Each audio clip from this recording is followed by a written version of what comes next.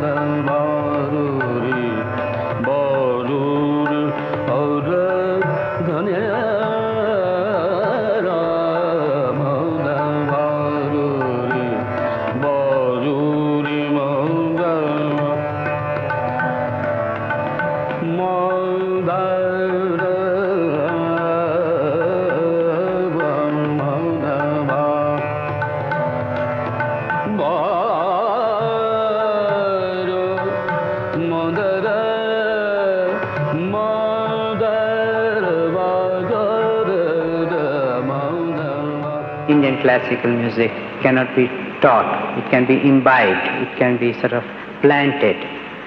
I personally believe that it's very hard to make each note alive, pulsate with life and feeling, so that it can move you.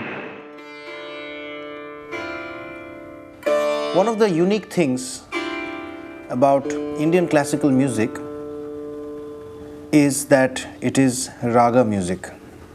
And whatever is performed, whether it is vocal or it is an instrument being played, essentially the content is a certain raga. Now, what is a raga? This is one of the most difficult definitions, in my opinion. It is really very difficult to define a raga because it is so abstract in nature. To explain in a very elementary manner, we say that raga is a scale. Raga is a mode, raga is a combination of notes, but it is much, much, much more than that. There are certain rules or discipline in every rag. Each rag has a given name and is derived from a parent scale.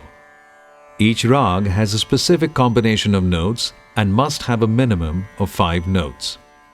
A rag must have a sa, must have either a ma or pa, and cannot skip 2 successive notes. The most basic level is that it is a scale. To the layman, it is a scale. In other words, a collection of notes taking a definite ascending and definite descending order, taking some or all the notes from the octave to form that ascending and descending order. The ascending order aroha, descending order or avaroha. We divide the octave, which consists of 7 pure and 5 intermediate notes, into 2 parts, 2 halves. We call the first half Purvang, and we call the second half, the upper half, Uttarang. Now the way a raga moves is totally different in the 2 halves. Each note in a particular rag has its own character.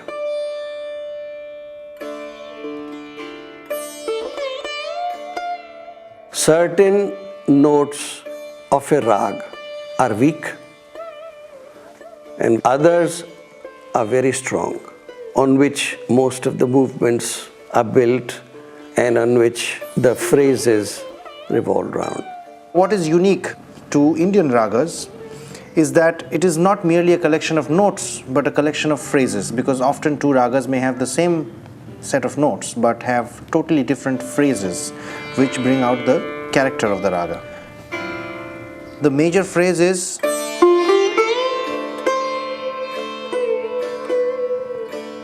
so ga ma pa ni da pa.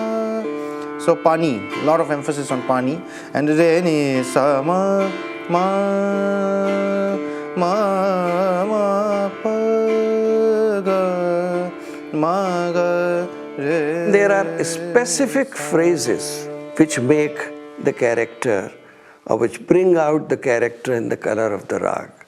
These are the phrases which you have to master, and these are the phrases which have to be highlighted from every direction.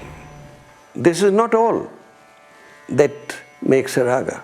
Ragas have different rasas, have different emotions.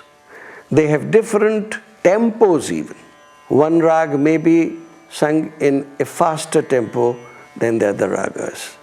In all the phraseology of the ragas, emotion, that specific emotion, that specific ras is inbuilt, is attached. So raga is a very complex and a very complete thing. It's just not a scale or just not a combination of notes. Two ragas may have the same set of notes but have totally different phrases which bring out the character of the raga. Every raga has a very definite mood which is conveyed through these phrases. Two ragas may have even similar phrases played in them, but these phrases are played in a way so that there is a difference in emphasis between the notes, so as to convey a totally different kind of mood and a totally different kind of emotion. Almost no tuning change, except this in the sitar, this pancham would become madhyam, or the fifth would become the fourth, would be tuned to the fourth, with a definite emphasis to the fourth note or the ma, and it would become Raga Bhageshri.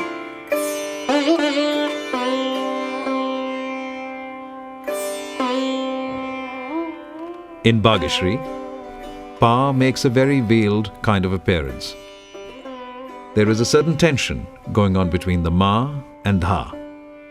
Pa is interspersed in between, and just a glimpse of it is shown, and again it is veiled. The time of the day when this raga is supposed to be played is totally different from Bhimpalasi, and yet the scale, if one looks at it from a Western point of view, is the same. Bhimpalasi is late afternoon raga, whereas Bhageshri is a late night raga. So the change of characteristics, the change of mood and emotions is very much evident, whereas the notes and the scale are the same. Ragdari music has always had an association with diurnal and nocturnal cycles, and we are taught, in fact, one of the characteristics of each rag that we learn, which is explained to us, is the time of day or night in which it should be rendered.